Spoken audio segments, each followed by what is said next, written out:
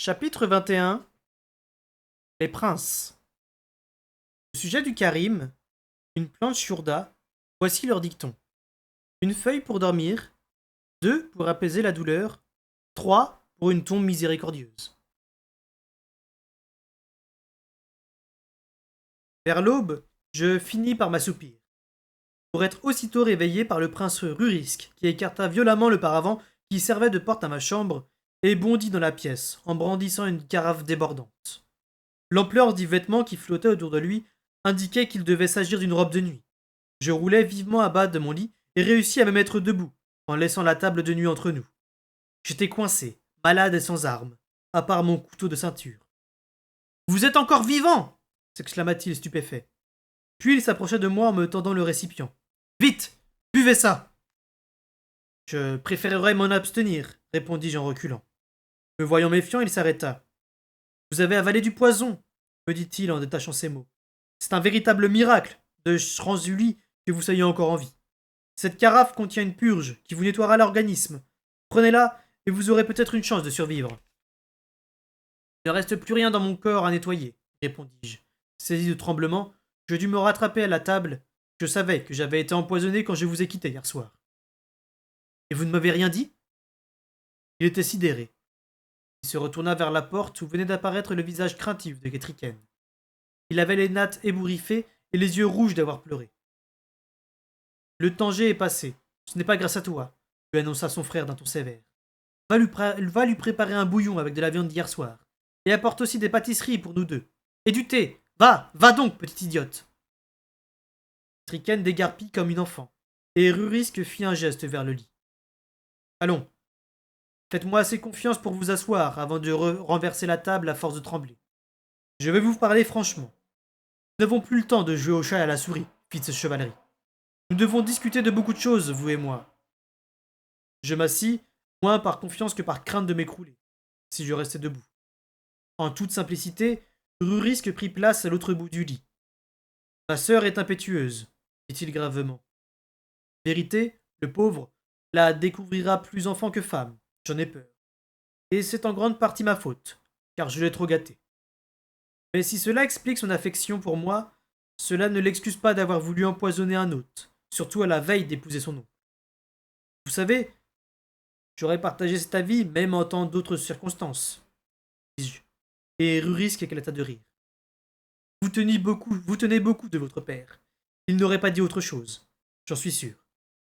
Mais que je m'explique. Etriken est venu me trouver il y a plusieurs jours pour m'annoncer que vous veniez m'éliminer. Je lui ai répondu que cela ne devait pas l'inquiéter et que je m'en occuperais. Mais je le répète, elle est impulsive. Or, hier, elle a repéré une occasion, elle l'a saisie, sans se soucier de l'impact que le meurtre d'un invité pourrait avoir sur un mariage soigneusement négocié. Elle n'avait qu'une idée en tête, se débarrasser de vous avant que ses vœux ne la lient aussi duché, et ne rendent son acte inconcevable. J'aurais dû me douter de quelque chose lorsque je l'ai vu vous entraîner si vite dans les jardins. C'étaient les feuilles qu'elle m'a fait mâcher? Je hocha la tête, et je me sentis très bête. Et ensuite, lui avait tenu de si nobles discours qu'elle a fini par douter que vous soyez tel qu'on vous décrivait. Elle vous a donc posé la question. Mais comme vous l'avez esquivé en feignant de ne pas comprendre, ses soupçons le reprisent. Quoi qu'il en soit, elle n'aurait pas dû attendre toute la nuit pour me raconter son geste, et ses doutes sont bien fondés. Pour cela, je vous présente mes excuses. Trop tard pour les excuses. Je vous ai déjà pardonné, entendis-je répondre. Rurisk me jeta un coup d'œil curieux.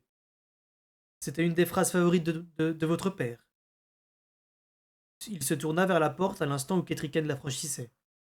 Il referma le paravent derrière elle et lui prit le plateau des mains. Assis-toi, commanda-t-il d'un ton sévère, et observe une autre façon de traiter un assassin. Là-dessus, il s'empara d'une lourde chope sur le plateau et y but longuement avant de me la passer. Il jeta un nouveau coup d'œil à Ketriken. Et s'il y avait du poison là-dedans, tu viens aussi d'assassiner ton frère. Il rompit une pâtisserie à la pomme en 3 morceaux. Choisissez, me dit-il. Je pris pour lui la part que je lui désignais et donna la suivante à sa sœur. Ceci pour que vous constatiez que ces aliments sont inoffensifs. De toute façon, je ne vois guère pourquoi vous me donneriez du poison ce matin après m'avoir averti que j'avais été empoisonné hier soir, remarquai-je. Néanmoins, j'étais sur mes gardes, et je cherchais la plus infime trace de goût étrange dans ma bouche. Rien. C'était une excellente pâtisserie feuilletée que je mangeais, fourrée de pommes bien mûres et d'épices. Même si je n'avais pas eu l'estomac aussi vite, elle aurait été délicieuse. Exactement, dit Rurisk, la bouche pleine. Et si vous étiez un assassin, il lança un regard d'avertissement à Ketriken pour la faire taire, vous trouveriez dans la même position. Certains meurtres ne sont profitables que si nul ne sait que ce sont des meurtres. Ce serait le cas du mien. Si vous deviez me tuer sur le champ, même si je mourrais dans le courant des 6 prochains mois, Ketriken et Jonki crieraient sur tous les toits que j'ai été assassiné. Ce serait un bien mauvais départ pour une alliance entre deux peuples. Êtes-vous d'accord? J'acquiesçais. Le brouet chaud contenu dans la chope avait en grande partie calmé mes tremblements, et la pâtisserie avait un goût digne d'un dieu.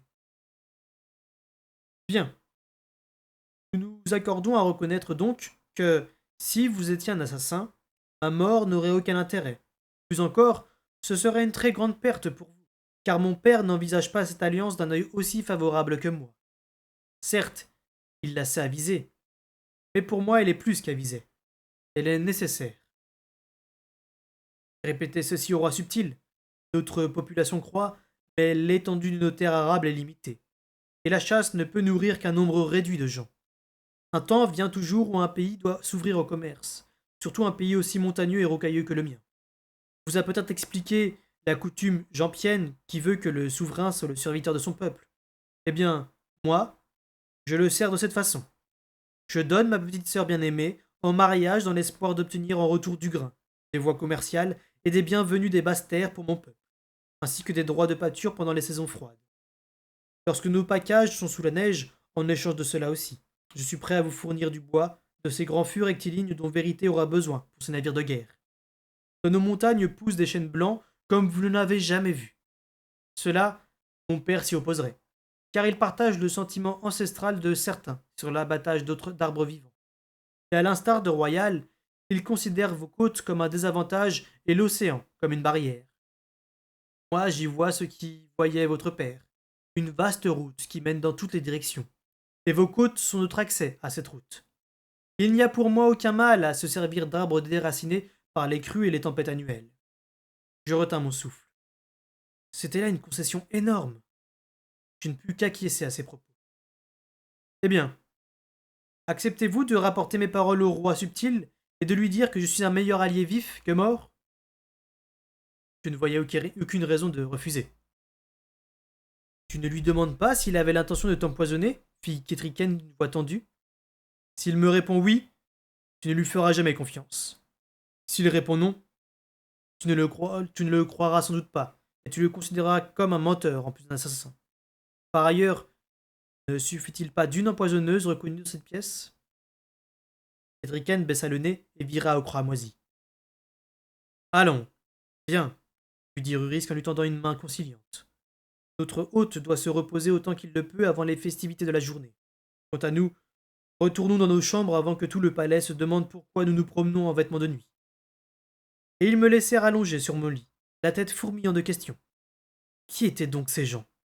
Pouvais-je me fier à leur franchise, ou bien n'était-ce qu'une énorme comédie qu'ils jouaient dans Edas avec quel but? J'aurais voulu qu'Imbre fût là. De plus en plus, j'avais l'impression que les apparences étaient trompeuses. Je n'osais pas somnoler, car je savais que si je m'endormais pour de bon, rien ne pourrait me réveiller avant le soir. Des serviteurs se présentèrent bientôt avec des carafes d'eau chaude et d'autres d'eau froide, et un plat rempli de fruits et de fromage, conscient que ces serviteurs étaient peut-être mieux nés que moi. Je les traitais tous avec la plus grande courtoisie, et je me demandais par la suite si en cela ne résidait pas le secret de l'harmonie qui régnait dans le palais, que tous, domestiques comme membres de la famille royale, fussent traités avec la même déférence. Ce fut une journée de grande festivité. Les entrées du palais avaient été ouvertes, toutes grandes, et les gens étaient venus de toutes les vallées, de toutes les combes du royaume des montagnes, pour assister à la déclaration de vœux. Poètes et ménestrels donnèrent leur spectacle. On échangea encore une fois des cadeaux à cette occasion. J'offris solennellement les herbiers et les plantules qu'on m'avait confiés.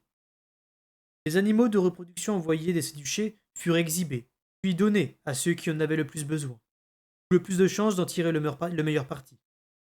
Ainsi, un bélier ou un taureau, accompagné d'une ou deux femelles, pouvait être remis à un village comme présent commun à tous les habitants. Tous les cadeaux, volailles, bestiaux, grains ou métal, furent apportés au palais afin que tous puissent les admirer. Ulrich était là. C'était la première fois que je le voyais depuis des jours.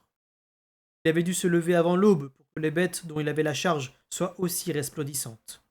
Chaque sabot était huilé de frais, chaque crinière, chaque queue était tressée et entrelacée de rubans aux couleurs vives et de grelots. La jument destinée à Ketriken arborait une selle et un harnais du cuir le plus fin, et tant de clochettes d'argent pendaient à sa crinière et à sa queue que le moindre de ses mouvements déclenchait une symphonie carillonnante. Les chevaux étaient des bêtes différentes de la race courtaude, hirsute des montagnes, ils attiraient la foule. Ketriken passa un bon moment à contempler sa jument, admirative, et je vis la réserve de Burich fondre devant sa courtoisie et sa déférence. Je m'approchai, j'eus la surprise d'entendre le maître d'écurie s'exprimer dans un shurda hésitant mais clair. Cependant, une surprise plus grande encore m'attendait cet après-midi-là. Des plats avaient été disposés sur de longues tables, et tous, résidents du palais et visiteurs, se servaient à volonté. Une grande partie de ce que nous mangions provenait des cuisines du palais, mais bien plus encore des gens des montagnes. Ils s'avançaient sans hésiter et déposaient des roux de fromage, des miches de pain noir, des viandes séchées au fumé, des condiments ou des bols de fruits. Cet étalage aurait été tentant si mon estomac n'avait pas été si susceptible. Mais ce qui m'impressionna, c'était la façon dont cette nourriture était donnée. La royauté et ses sujets prenaient et offraient sans réserve ni murmure. Je notai aussi qu'il n'y avait ni sentinelle ni garde aux portes, et tous se mêlaient et bavardaient en mangeant. À midi précis, le silence tomba sur la foule, et la princesse Ketriken seule monta sur l'estrade centrale. En termes simples, elle annonça qu'elle appartenait désormais au Six-Duché, et qu'elle espérait les servir au mieux. Elle remercia son pays de tout ce qu'il avait fait pour elle, de la nourriture qu'il avait produite pour la nourrir, de l'eau de ses neiges et de ses rivières, de l'air des brises des montagnes. Elle rappela qu'elle ne changeait pas d'allégeance par manque d'affection pour son pays, mais plutôt dans l'espoir d'un bénéfice pour les deux peuples. L'assistance garda le silence pendant son discours, puis pendant qu'elle descendait de l'estrade, après quoi les festivités reprirent. Rurisk s'approcha de moi pour prendre de mes nouvelles. Je fis mon possible pour l'assurer que j'étais complètement remis, bien qu'en vérité, je n'eusse qu'une envie, me coucher et dormir. Les vêtements que maîtresse pressée m'avait imposés étaient à la dernière mode de la cour et comportaient des manches et des pendeloques éminemment encombrantes qui trempaient dans tout ce que j'essayais de manger, et un cintrage inconfortable à la taille. Je me languissais de pouvoir m'éclipser loin de la presse et de pouvoir enfin desserrer quelques lassages et me débarrasser de mon col. Mais je savais que, si je m'en allais dès maintenant, Imbre froncerait les sourcils lorsque je lui ferais mon rapport, et qu'il exigerait de savoir, par je ne sais quel miracle de ma part, tout ce qui s'était produit pendant mon absence. Rurisk dut percevoir mon envie de calme, car il me proposa tout à coup une promenade jusqu'à ses chenilles. Et je vous montre ce que la porte de sang des Six-Duchés, il y a quelques années, a fait pour mes chiens. Nous quittâmes donc le palais et suivâmes une courte allée jusqu'à un bâtiment de bois long et bas. L'air pur m'éclaircit et me remonta le moral. Une fois à l'intérieur du chenil, Rurisk m'indiqua un enclos où une chienne surveillait une nichée de chiourous, petite créature pleine de vie, aux poils luisants, qui se mordillait et se culbutait dans la paille. Ils s'approchèrent de nous, promptement, sans la moindre trace de crainte. Ceux-ci descendent d'une lignée de Castelcerre, et ils sont capables de suivre une piste même s'il pleut des cordes, me dit fièrement le prince. Il me montra d'autres races, dont un tout petit chien, aux pattes sèches et nerveuses, qui, prétendit-il, savait grimper aux arbres à la poursuite du gibier. Quittant les chenils, nous ressortîmes au soleil, au rayon duquel un chien plus âgé se chauffait, paresseusement étendu sur un tas de paille. Dors, mon vieux, lui dit Rurisk d'un ton. Tu as engendré assez de chiots pour te passer de chasser, bien que tu adores ça. Au son de sa voix, le vieux molosse se redressa et vint s'appuyer affectueusement contre les jambes de Rurisk. Il leva les yeux vers moi. C'était Fouineau. Je le regardais ébahi, et ses yeux cuivrés me rendirent mon regard. Je tendis prudemment mon esprit vers lui, et ne perçut l'espace d'un instant que de la perplexité. Puis soudain, un rame de marée de chaleur et d'affection partagée remonta de sa mémoire. Il ne faisait aucun doute que c'était désormais le chien de Rurisk. L'intensité du lien qui nous unissait avait disparu, mais il m'offrit une grande tendresse et des souvenirs chaleureux de l'époque où nous étions chiots ensemble. Je mis un genou à terre, caressai la robe rousse devenue rude et lissée avec les années, et plongeai mes yeux dans les siens. Tes blanches commençaient à brouiller. Une seconde durant, grâce à ce contact physique, notre lien redevint ce qu'il avait été. Je sus qu'il adorait somnoler au soleil, mais qu'il ne fallait pas le pousser beaucoup pour qu'il reparte chasser, surtout si Rurisque l'accompagnait.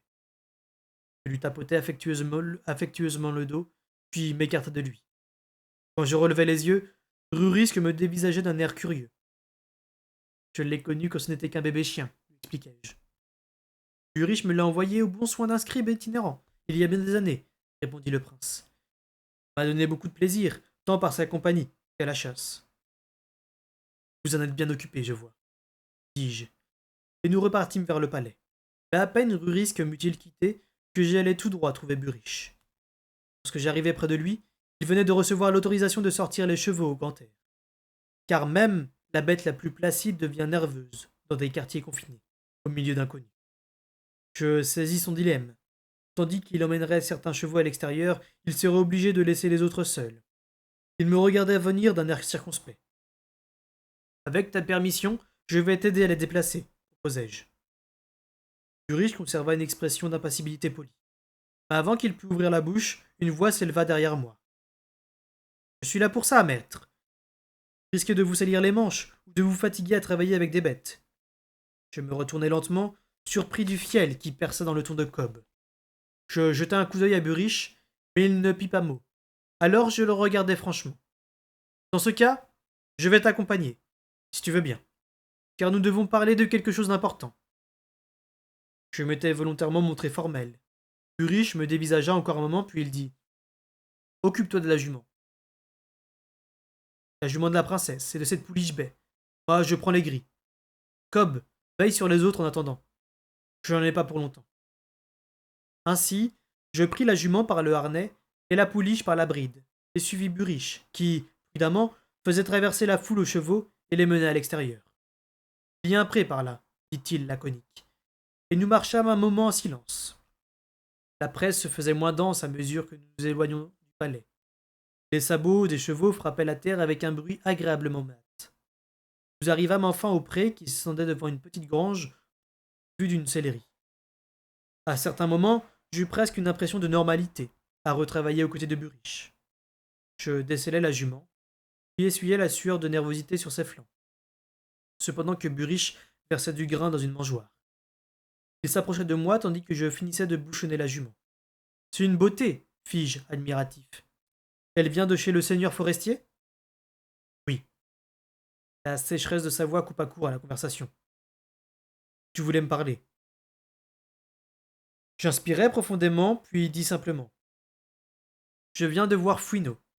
Il va bien. Il a vieilli. Mais il a eu une existence heureuse. J'avais toujours cru que tu l'avais tué, Burich. Cette nuit-là, que tu lui avais fracassé le crâne, que tu l'avais égorgé, étranglé. J'imaginais des dizaines de moyens, des milliers de fois, toutes ces années. Me regardait d'un air incrédule. Tu croyais que j'aurais tué un chien à cause de ta conduite? Il n'était plus là, c'est tout ce que je savais. Je ne voyais pas d'autre possibilité. Je croyais que c'était ma punition. Il resta un long moment sans rien dire. Quand il me regardait de nouveau, il avait le visage tourmenté. Comme tu as dû me détester. Et te craindre. Pendant tout ce temps, et tu n'as jamais appris à mieux me connaître. Tu n'as jamais songé, jamais il ne ferait une chose pareille. Je secouai lentement la tête. Oh, Fitz s'exclama-t-il avec tristesse. Un des chevaux vint le pousser du museau, et il le caressa distraitement. Moi, je croyais que tu avais une nature morose et entêtée, et toi, tu t'imaginais que je t'avais fait un tort injuste. Pas étonnant qu'on se soit si mal entendu. Ça peut se réparer, fis-je à mi-voix. Tu me manques, tu sais. Tu me manques affreusement malgré nos différends.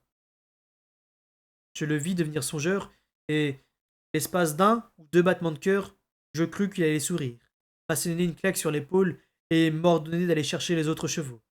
Mais soudain son visage se figea, puis s'assombrit. N'empêche que ça ne t'a pas arrêté. Tu pensais que j'étais capable de tuer un animal sur lequel tu t'étais servi du vif. Mais ça ne t'a pas empêché de continuer à t'en servir. Je n'ai pas le même point de vue que toi sur le vif, dis-je, mais il secoua la tête. Hmm. Mieux vaut que nous restions chacun de notre côté. C'est mieux pour tous les deux. Il ne peut pas y avoir de malentendu là où il n'y a pas d'entente. Je n'aurais jamais approuvé ce que tu fais, ni fermer les yeux dessus. Jamais. Reviens me voir quand tu pourras dire que tu ne le feras plus. Je te croirai, car tu as toujours tenu ta parole avec moi. Mais jusque-là, chacun de son côté, ça vaut mieux. Et il me laissa au bord du pré pour aller chercher ses chevaux. Je restai un long moment sans bouger, épuisé, l'estomac retourné. Et ce n'était pas seulement à cause du poison de Ketriken. Mais je finis par regagner le palais, et je circulais parmi la foule. Je bavardais avec les gens. Je mangeais, et je supportais même sans rien dire les sourires moqueurs et triomphants que Cobb m'adressait. La journée me parut plus longue que toutes celles que j'avais pu connaître. Pourtant, sans mon estomac qui me brûlait en gargouillant, je l'aurais trouvée passionnante. L'après-midi et le début de la soirée furent consacrés à des tournois amicaux de tir à l'arc, de lutte et de course à pied. Jeunes et vieux, hommes et femmes, tous participèrent à ces joutes, d'autant que, apparemment, une tradition montagnarde voulait que celui ou celle qui les remportait en une occasion de si bon augure jouît de chance toute l'année. Ensuite, on se restaura encore. Il y eut des spectacles de chant et de danse, et un divertissement qui rappelait les marionnettes, mais entièrement joué avec des ombres projetées sur un écran de soie. Lorsque la foule commença de s'éclaircir, j'étais plus que mûr pour aller me coucher, et c'est avec soulagement que je tirai le paravent de ma chambre et me retrouvai seul. J'étais en train de m'extraire de ma chemise mal commode, tout en songeant que la journée avait été bien étrange quand on frappa à mon nuit. Avant même que je puisse répondre, Sévren écarta mon paravent et entra. Royal décide vous voir, dit-il. Maintenant demandai-je en clignant des yeux comme une chouette. Comme aurait-il envoyé à cette heure, sinon répliqua Sévren. Avec lassitude, je renfilai ma chemise et suivis le valet. Les appartements de Royal se trouvaient à un étage supérieur du palais. Ce n'était d'ailleurs pas vraiment un étage, mais plutôt une sorte de terrasse en bois, élevée sur un côté de la grande salle, avec des paravents en guise de mur et une manière de balcon duquel on pouvait contempler la salle. Les pièces, sur cette terrasse, étaient superbement décorées. Certaines œuvres avaient été manifestement Shurda, oiseaux aux couleurs vives, peints sur des panneaux de soie et statuettes d'ambre. Mais nombre de tapisseries, de statues et de tentures devraient être, à mon avis, des acquisitions de Royal pour son plaisir et son confort personnel. J'attendis debout dans l'antichambre qu'il eut fini de prendre son bain. Lorsqu'il parut enfin en chemise de nuit, j'avais le plus grand mal à garder les yeux ouverts. Eh bien fit-il d'un ton hautain. Je le regardai le visage inexpressif. Vous m'avez fait demander, lui rappelai-je. Oui, en effet. Et j'aimerais savoir pourquoi j'ai dû le faire. Il me semblait que tu avais reçu une sorte de formation dans ces choses-là. Combien de temps comptais-tu encore attendre de me faire ton rapport? Je restais quoi? Jamais il ne m'était venu à l'idée de faire un rapport à Royal. À Subtil et à Imbre, oui, naturellement, ainsi qu'à Vérité. Mais à Royal? Dois-je te remettre ton devoir en mémoire? Ton rapport! En hâte, je rassemblai mes esprits. Désirez-vous entendre mes observations sur les Shurda en tant que peuple? Ou voulez-vous des renseignements sur les plantes médicinales qu'ils cultivent? Ou bien... Je veux savoir où en est ta... mission. As-tu déjà agi? As-tu un plan? Quand pouvons-nous espérer des résultats et de quel ordre? Je n'ai nulle envie de voir le prince tomber raide mort à mes pieds sans que j'y sois préparé. Je ne croyais pas mes oreilles. Jamais Subtil n'avait parlé aussi crûment, ni aussi ouvertement de mon travail. Même lorsque notre intimité était assurée, il tournait tout autour du pot. Il procédait par allusion et me laissait tirer mes propres conclusions. J'avais vu Sévren se retirer dans l'autre chambre, mais j'ignorais où il se trouvait à présent et à quel point les cloisons nous isolaient. Et Royal qui bavardait comme s'il s'agissait de ferrer un cheval. Es-tu insolent, stupide? Fit-il d'un ton cinglant. Ni l'un ni l'autre, répondis-je aussi poliment que possible. Je suis prudent, mon prince, ajoutai dans l'espoir de placer la conversation sur un niveau plus formel. Ta prudence est ridicule. J'ai confiance en mon valet, et il n'y a personne d'autre ici. Alors, ton rapport, assassin bâtard. fit-il comme si cette dénomination était le comble de l'humour et de l'ironie. Je pris mon souffle et fis un effort pour me rappeler que j'étais l'homme lige du roi, et qu'en l'occurrence, royal était ce qui se rapprochait le plus d'un roi. Je pesais soigneusement mes mots. Hier, la princesse Ketriken m'a rapporté vous avoir entendu dire que j'étais un empoisonneur, et que ma cible était son frère Rurisk. Mensonge répliqua Royal. Je n'ai rien dit de tel. Soit tu t'es maladroitement trahi, soit elle te sondait à l'aveuglette, dans l'espoir d'obtenir des renseignements. Tu n'as pas tout gâché en lui avouant ton rôle au moins. J'aurais su mentir 1000 fois mieux que lui. Je laissai passer sa question et poursuivis. Je lui fis un rapport complet de mon empoisonnement, de la visite matinale de Rurisk et Ketriken, dont je lui répétais la conversation mot pour mot. Quand j'en eus terminé, Royal resta de longues minutes à s'examiner les ongles. Enfin, as-tu déjà déterminé la méthode et l'heure? Je me contraignis de ne pas montrer ma surprise. Étant donné les circonstances, il me semblait qu'il valait mieux renoncer à la mission. Aucun cran observa Royal avec dégoût. J'avais pourtant demandé à Père d'envoyer cette vieille putain de Dametin. Avec elle, Rurisk serait déjà dans la tombe. Mais sire, fis-je, s'il parlait d'Imbre sous le nom de Dametin, c'est qu'il ne savait rien. J'en étais presque sûr. Il avait des soupçons, naturellement. Il n'était pas de mon ressort de les confirmer. Mais sire, répéta Royal en m'imitant, et soudain je me rendis compte qu'il était ivre. Physiquement, il tenait bien l'alcool. Je n'avais senti aucune odeur suspecte, mais l'ébriété faisait remonter son esprit mesquin à la surface. Il poussa un long soupir comme si le dégoût que je lui inspirais lui ôtait les mots de la bouche. Puis il s'affala sur sa couche au milieu des couvertures des coussins. Rien n'a changé, dit-il. On t'a confié une mission, remplis-la. Si tu es malin, tout le monde n'y verra qu'un accident. D'autant plus que tu t'es montré franc et naïf avec Ketriken et Rurisk. Ils ne s'y attendront pas. Mais je veux que le travail soit fait, et avant demain soir. Avant le mariage demanda-je abasourdi. Ne croyez-vous pas que la mort du frère de la mariée risque de la pousser à annuler la cérémonie? Dans ce cas, ce ne serait que temporaire. Je la tiens au creux de ma main, petit. Elle est facile à éblouir. Mais c'est moi qui m'occupe de cet aspect-là, de l'affaire. Toi, tu te débarrasses de son frère, et tout de suite.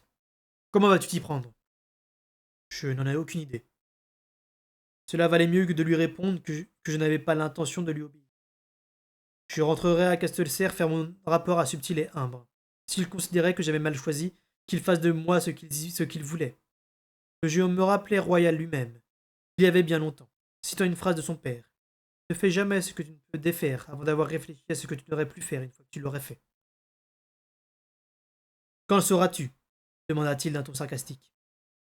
Je ne sais pas, biaisai-je. Dans ce genre d'opération, il faut agir avec prudence et avec soin. Je dois étudier l'homme, connaître ses habitudes, explorer ses appartements, apprendre les horaires de ses serviteurs. Je dois trouver un moyen de... Royal m'interrompit.